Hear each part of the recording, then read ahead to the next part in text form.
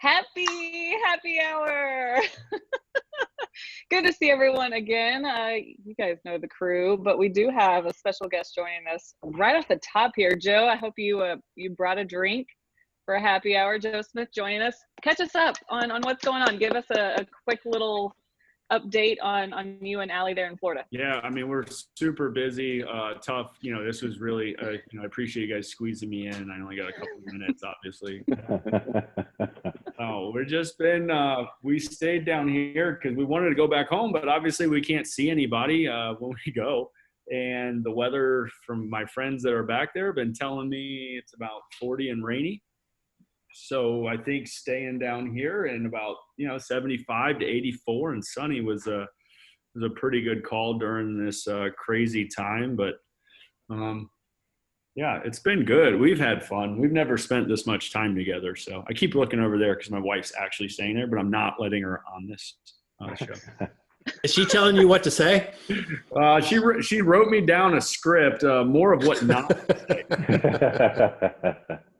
Yeah, normally this would be like a busy time for both you and Allie, because Allie would be right in the thick of the NBA playoffs right now for TNT. Obviously, you'd be in baseball season. It's got to be weird. Yeah, it's pretty weird. I would say at this time I might have seen her, I don't know, 4 or 5 days out of the last, with the March Madness going on and NBA playoffs. It seems like every playoff series goes 7 games and then they just move right on to the next one. Yeah, it's been really different, but it's been really great. We've had a lot of fun. We've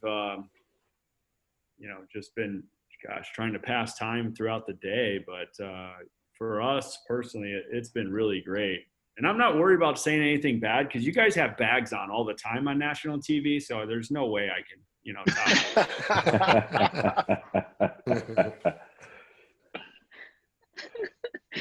Joe. Well, I was going to ask you about your workouts.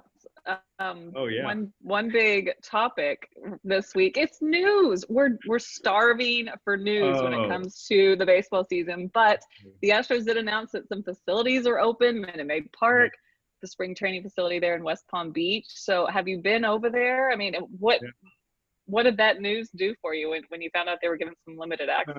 I mean, it was good. Obviously with the talks of hopefully starting to ramp things up here in the near future, just it was to go down there and kind of see what we were getting ourselves into, I guess. I kind of thought it was getting back going, but obviously there's a lot of restrictions, a lot of, checks, the mask, what you can use, what you can't use. It was a lot. The day I went down there, of course, it was raining all day, so we had to throw underneath the cages. And but it's since that started open, we're getting there. And I've been working out kind of up here and playing catch 3 days on, 1 day off type of thing.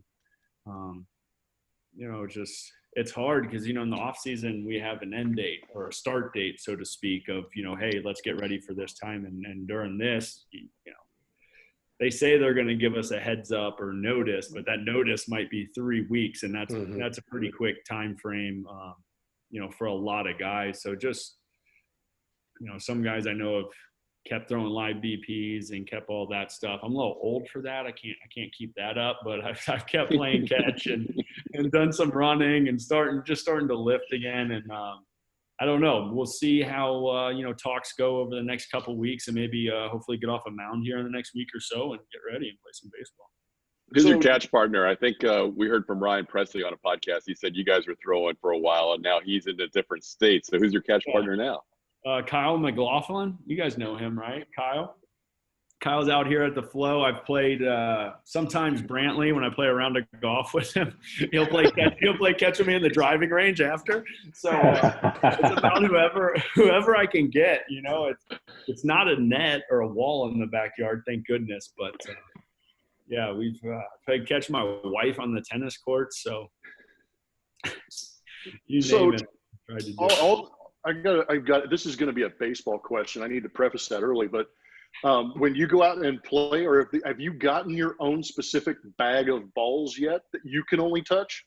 No, we used one ball yesterday during catch, but I don't know. It's look, I understand it. And actually, I was happy to see that the proposal that MLB first sent over was, I don't want to say over the top because that's not the right word, but very like stringent or, with a lot of things in it, which I think is great. I do think everyday testing would go a long way to relax some of those restrictions and help people feel a little bit better about the day-to-day and,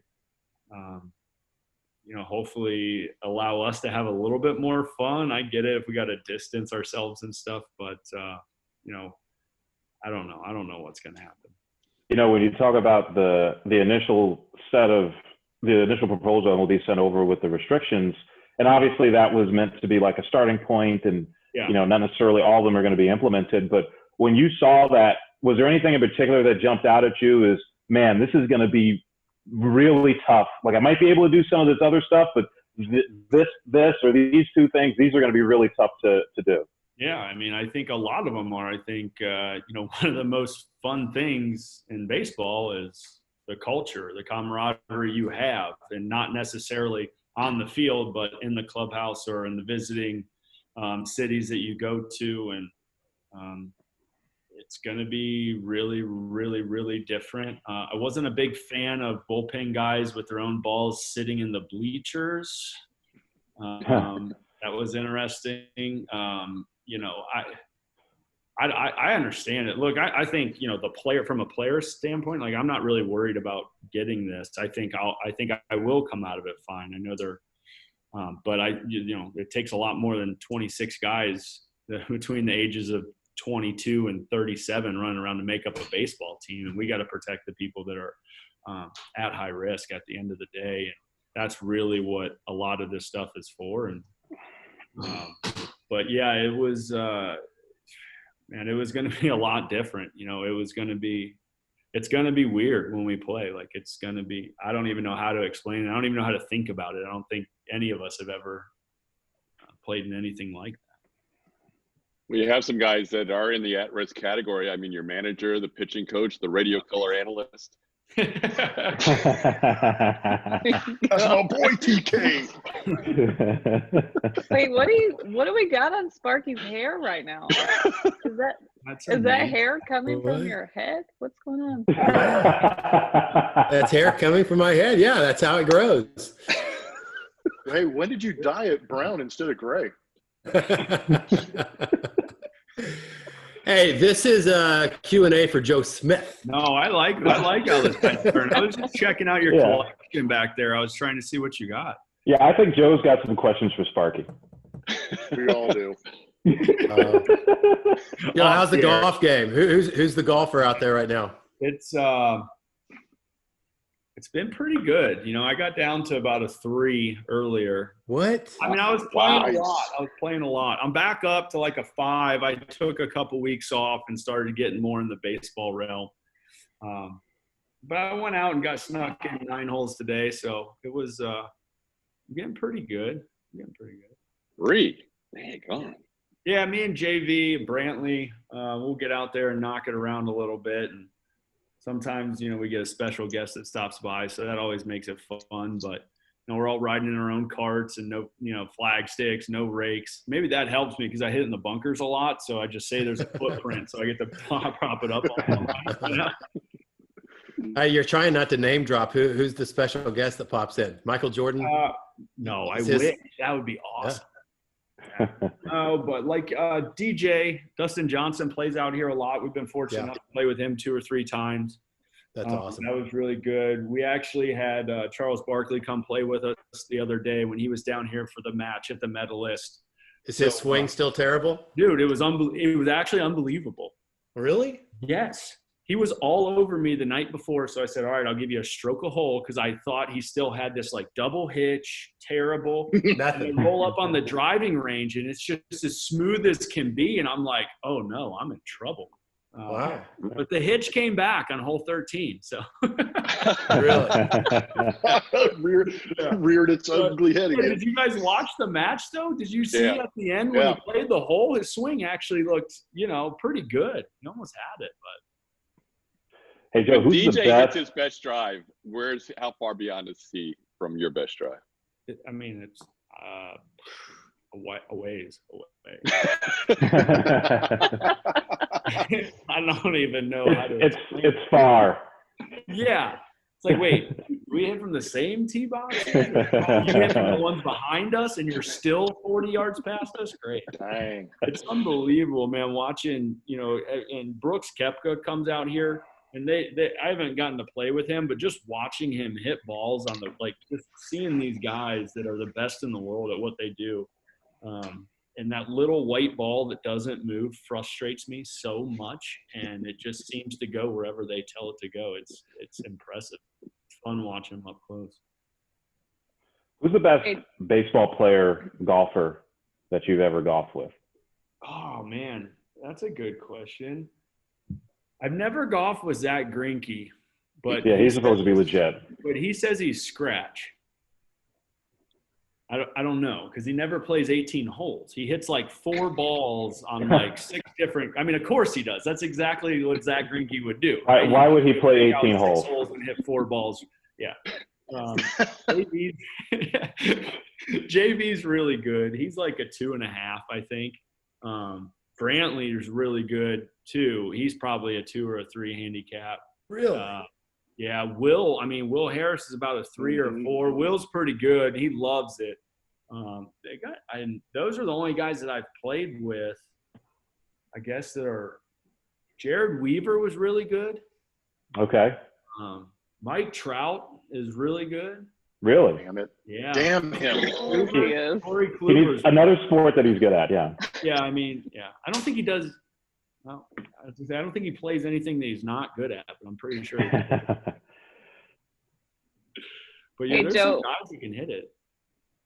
I do want to ask you about Project Frontline. You guys, months ago, I asked you and Allie about this and the efforts that you were putting in to help others and you found ways to get other people involved. It was impressive. Thanks. But the fact that it's still going is even more impressive, and that I keep seeing you guys update us on different cities. You guys are all across the country now. Give us a little update on that and how people can get involved if they want to help you. Yeah, so it started with actually our charity that, our foundation, Athletes and Causes, that our foundation, the company that runs our foundation, Athletes and Causes. And they started it in the Tampa area. And it was just something, when the nurses, the doctors, anybody that works at the hospitals or on the front lines were, working extra hours, maybe some of them not even going home. And then just, everybody knows what it's like to eat the same meal every day. So we just started with something small just to kind of say a thank you and give something back. So they did it in Tampa. It went over very well. Asked us early on if we'd like to be a part of it. And we were like, yeah. And one of the best parts about it, not only does it give them some meals, but we do it through local restaurants. So, we can actually get some revenue coming through their doors so they can hopefully stay open and pay their employees and stuff like that. And, we did some in Houston. We've done a lot in Cleveland. We just had a $100,000 basically in an auction type format for different like golf packages across the state of New York. What is it? Member for a Day, I think, on Instagram is his handle. And he came up with all these golf courses and experiences to do. He's like, we'll auction them off and we'll send them to a bunch of New York hospitals. And we were kind of like, okay, great. And he followed through. It was unbelievable. So now we got $100,000 going for different meals and local restaurants in the New York area, and going to, the real front. I mean, like, the kind of the mecca of this, it seems like. But yeah, it's keeping going, and we've gotten a lot of help from a lot of people, and it's really neat. It's been awesome. It's been awesome to see how much, our team, I think especially, just how much the guys have done. It's been crazy. I mean, there's so many guys that helped us with us. Like, I mean, Lance and Kara are with our foundation, but, Correa stepping up, Bregman, what he's done for Feed the Need in there, the Reddick, I mean, Greinke, like, I can just go down the list of guys on our team, which that's why I love playing for the Houston Astros. It's an unbelievable environment. It's amazing the young guys have picked it up so quickly, isn't it? Yeah, I think you guys were there when Harvey hit. I kind of think it was from that, like when they really felt like the city or saw the needs that the city needed, and I felt like it kind of propelled them early in their careers to be like, hey, you are a part of this city, you're a big part of it, and give back. It's been really neat seeing those guys do that at such a young age, because I was not. I mean, I had it in my mind, but I didn't even know how to get started, and they're already on it. It's pretty cool. So how did you get started with doing more charity things and getting more involved? Well, it was something that was on my mind for a while, and I knew I wanted to do something. And I think it really hit home in 2012 when my mom was diagnosed with Huntington's disease. And then it was like, all right, well, I got to figure out a way to, help raise money for this or do what we can. And we started from the research route, and it still wasn't there. And now we've kind of come to where we're at now with what I think you guys have seen us doing at the ballpark and our event at Royal Oaks last summer, where we pay for families to go through an in vitro fertilization type of procedure. And basically it takes out the Huntington's disease gene, and every child is at a 50-50 chance at getting it if natural pregnancy. And this is the only way we saw to stop it. But me and my wife, we're blessed to do what we do and have the money background, but I think we're a little over 40 grand into this process, and nothing was covered. Major League Baseball claims to have the best insurance plan out there, and nothing was even covered. I know some insurance companies do, but not everybody. You can't walk into a doctor's office and expect somebody to write an $8,000 check. And so we had an application process for a couple months, and I think we're over 30. 20. Yeah, we've given the go ahead on 24. We got the next application, so now we're on to over 30 families. The quarantine kind of stopped us a little bit because the elective procedures went away, all across America. But we have 2 families, one in Houston, Texas, and one in Cleveland, that were able to get it done before all this hit. And we got 2 babies with heartbeats that hopefully hopefully their stuff goes well. So it's fun to see it all starting to come together. We've worked for so long to try to get this stuff off the road and actually off the ground and actually help people. It's two's great. We got a long way to go, but I hope everything goes well for them, and hopefully we can continue doing this. So that's kind of how. Yay! All right, Joe. We can let you get back to your golf game, and You got to show the hair. Show the hair. I killed it. It was the best time of night to play. I was out fishing and I had to run in. You got to show the hair off. Yes. Dude.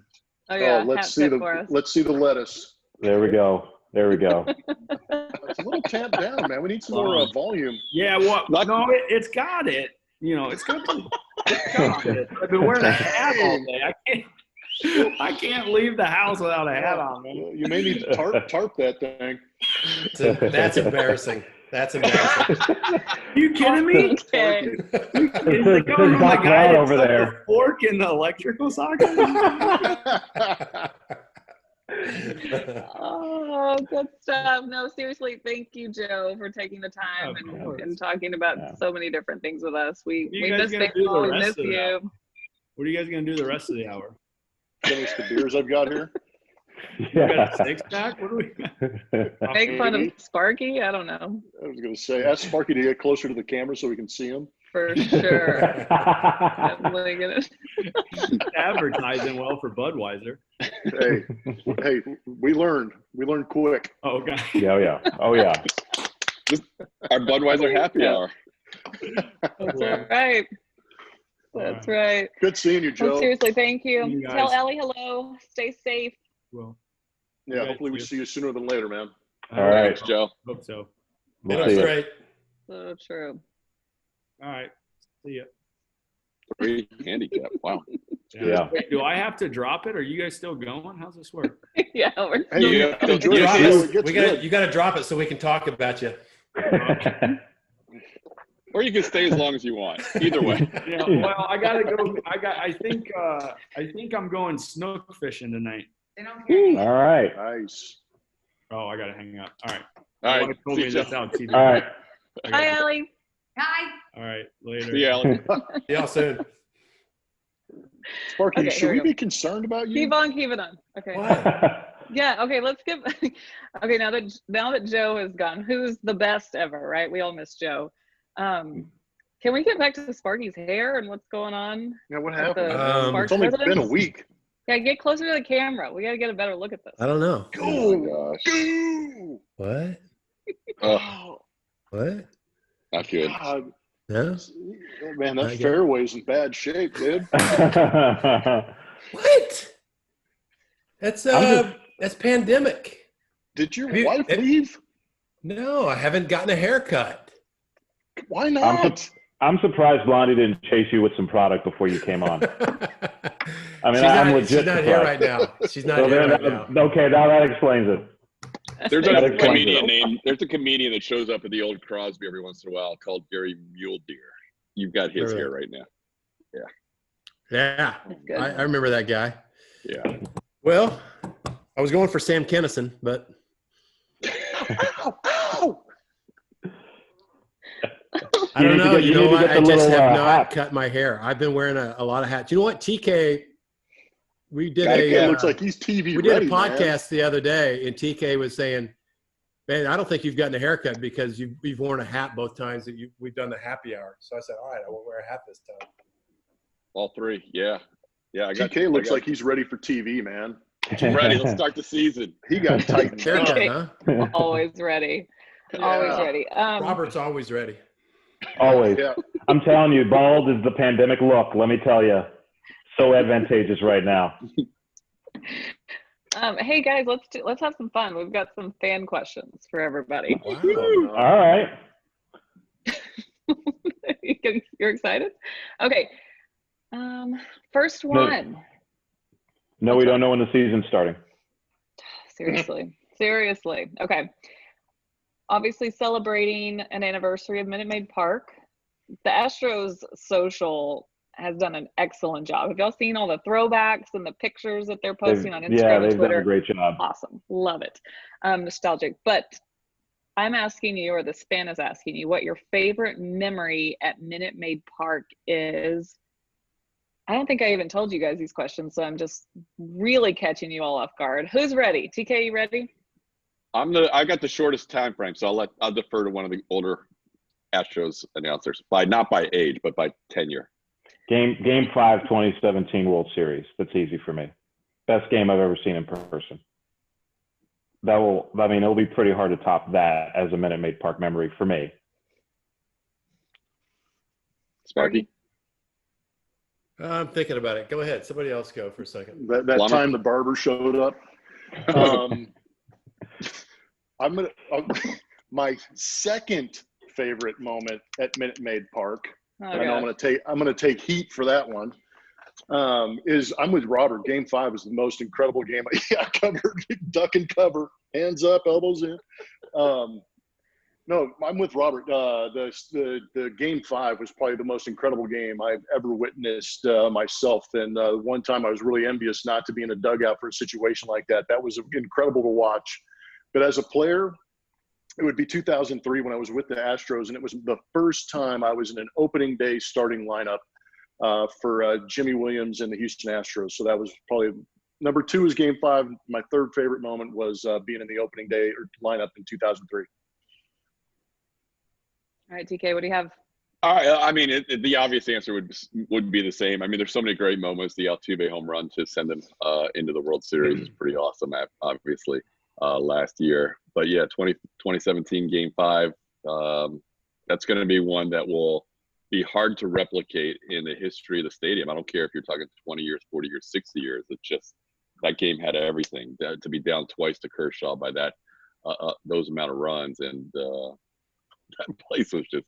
It was the longest game that didn't feel long that I've ever seen. It was 5 hours and 13 minutes, and it every minute was just like drama.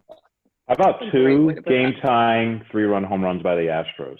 Well, I mean, how often has that happened in big league history when there have been two game-tying three-run home runs by the same team in a game? I mean, that just gives you an idea of how crazy it is. I mean, I think it was in the postseason. I don't know if it's ever happened in any other game, but yeah, Right. it's just incredible. My favorite moments that happen at Minute Maid Park or with the Astros since I've been broadcasting are the moments when there's been players who have spent an inordinate amount of time in the minor leagues, like a Cody Clark or a Jack Mayfield, when they get their first hit. And Julia, sometimes we'll have the monitor in our booth, and I can tell that you're interviewing one of their parents in the stands, and somebody's crying.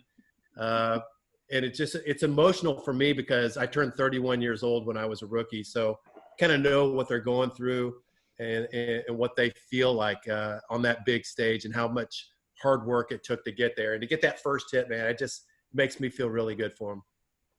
That's a good one. Garrett Stubbs' dad is famous for just boo-hooing in that interview. It's one of my favorite memories. Okay, we've got two other than Game 5, because I'm with you guys.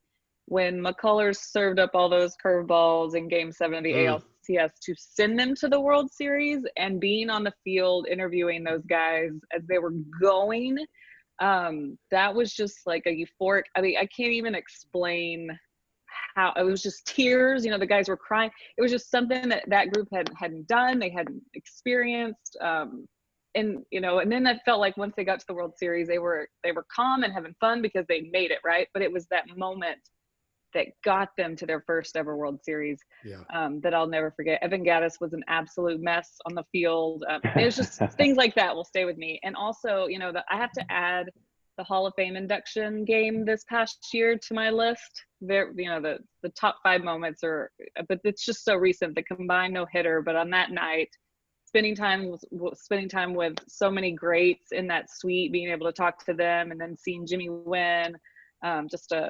one of the best moments I'll have at that ballpark. So good stuff, everybody. Okay, one more for everybody. This is more for the play-by-play guys, I would assume, but it's talking about the prep that goes into calling big milestones or moments. So do you practice ahead of time? Is it all improv? Robert, I'll start with you. I have always, and I know there are different schools of thoughts on this, different schools of thought. I mean, well, first of all, if it's a moment you don't, Altuve's home run to send the Astros to the World Series. I mean, you can't really plan for that, even if you wanted to.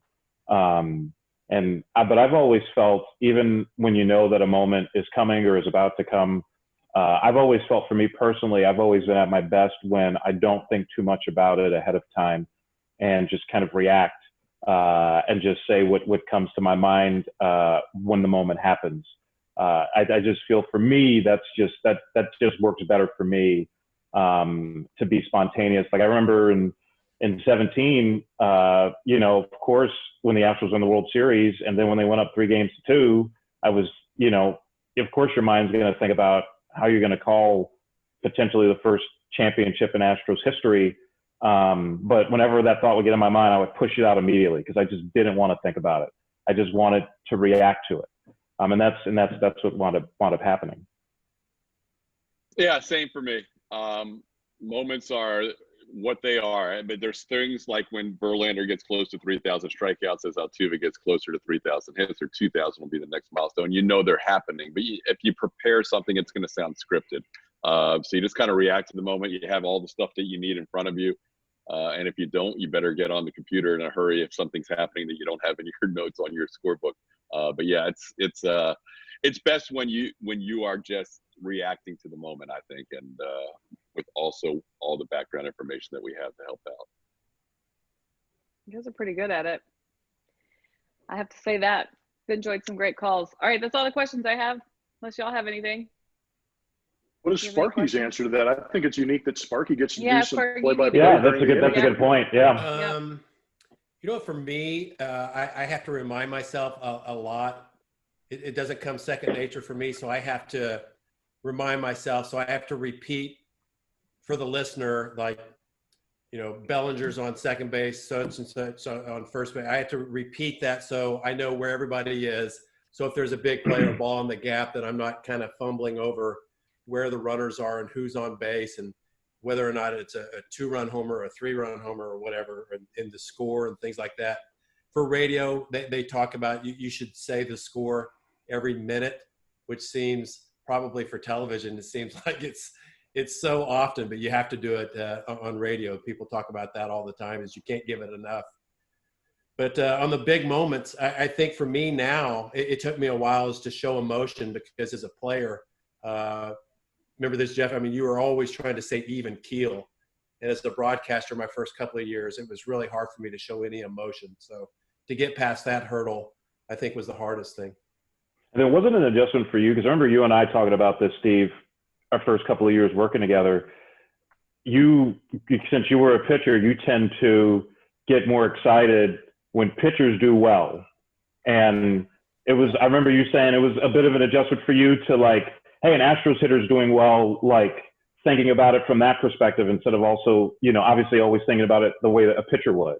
Yeah, and Jeff probably sees most of the game through a hitter's eyes or a fielder's eyes, and I see most of the game through a pitcher's eyes. So whenever somebody hit a home run, my heartbeat was trained to go the other direction and to be really calm so I could be okay by the next hitter, within 45 seconds or so. So it was hard for me to get through that, and had a lot of people, including you and a lot of people to kind of push me to get through some of that stuff. And just kind of, I don't know why, but as time went on, it just distanced myself from the game, where I didn't really feel like a player anymore. I felt more like a fan.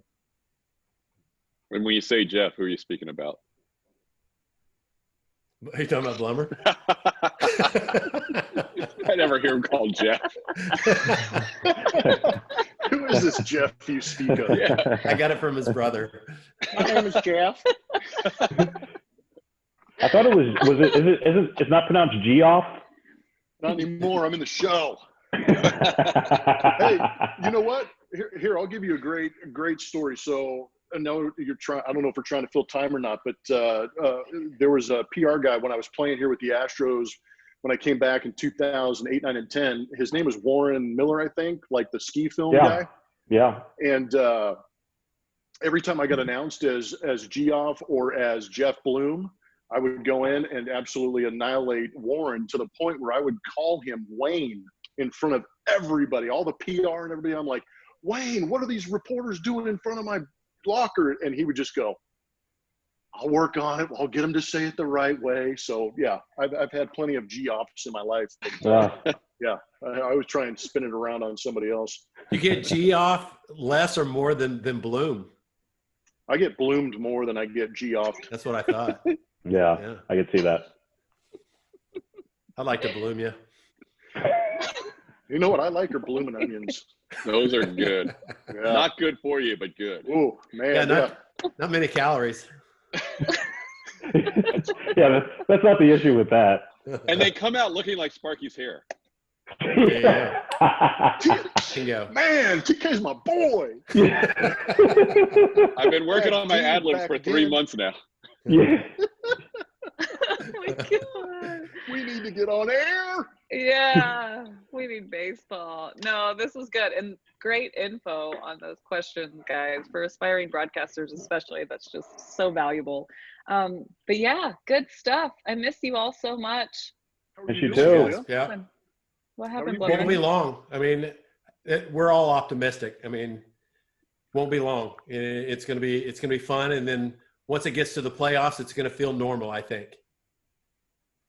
Julie, by then we'll be so used to the way the game's played this year. I had to ask a question. So I saw this. Somebody answered this question. It may have been Ron Darling with the Mets. He was talking about they may close the windows in their booth so they're not a distraction to the hitters or to the players on the field, because they could probably hear us.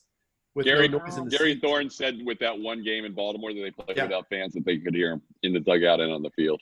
So what do you think about that? Yeah, if it's distracting, why not? It's a possibility. Especially when you're ripping Springer to shreds. Again. I mean, the last thing you want is to say a player's won for their last 35 and have the player step out and turn and look up to the booth. Yeah, exactly. Yeah. Well, that's the last thing anybody wants. It's 1 for 36. Or Trout is 8 for 12 against this pitcher. What? Yeah. Woo.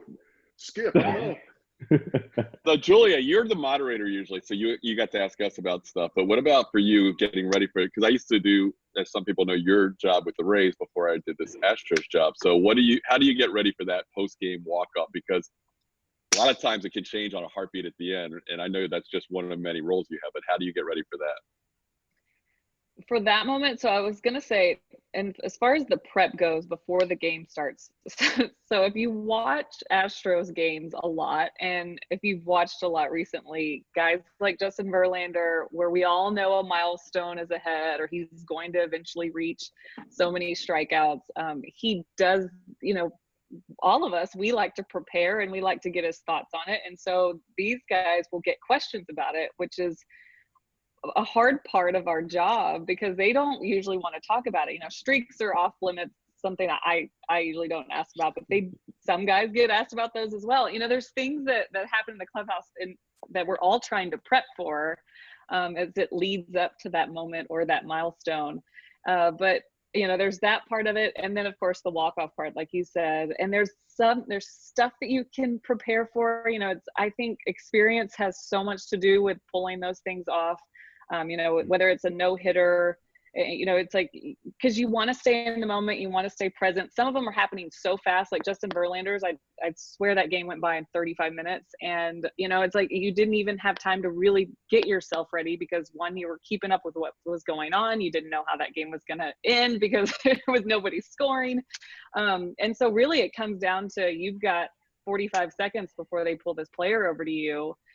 You don't really have time to write anything out or prepare questions. It's just all experience really and a good feel for the player. So, early on, I think a lot of it was just kind of prepping in my own head of just trying to figure out the right thing to ask. Now that I know these guys, I have relationships, that's huge on how to ask them things to get them to have the best answer. I think that's a huge part of our job as sideline reporters. And so, a little bit of that, but yeah, there's a lot of it you can't prep for. Walk-offs, oh my gosh, I mean, it's every at bat, I'm standing up and getting my stuff ready. I don't want to jinx it. I can't be too obvious, but I got to get my stuff because I got to run it. I mean, it's a mess.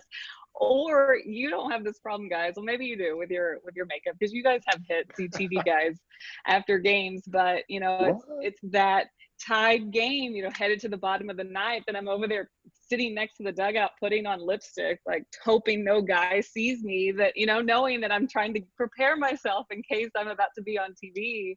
It's just the struggles of a sideline sometimes, but gosh, they're fun. They're so fun. It's what makes this whole crazy job and life absolutely worth it, is for those moments. So yeah, thanks for asking. All right, y'all have anything else? Did y'all have a good Memorial Day weekend?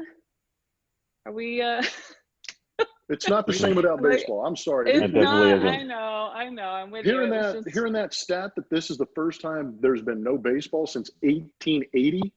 I mean, that just reinforces the fact that this sucks. 100%. And then on my I'm Facebook memories and social media, I'm seeing pictures from past Memorial Days at the ballpark, and it's like, man, this is where I should be. But hopefully, that's where we'll be soon. I know. Taking pictures. We can't have too many more of these without knowing, right? We can't have too many more of these happy hours without knowing what's up. It's going to be. This might be the last one. I think so. Yeah. Either that or, yeah. It better be the last one without knowing. And I can only do that Buns of Steel tape so many times. I'm done. Hey, I'm done with that Thigh Master. I got to give that back to you. Okay. I'll get it from you. Clean it off for me. Yeah, I will. And I'll make sure I include some product. Sanitize. And with that, I'll sanitize it. Don't worry. We're going to wrap this up. All right. Yay.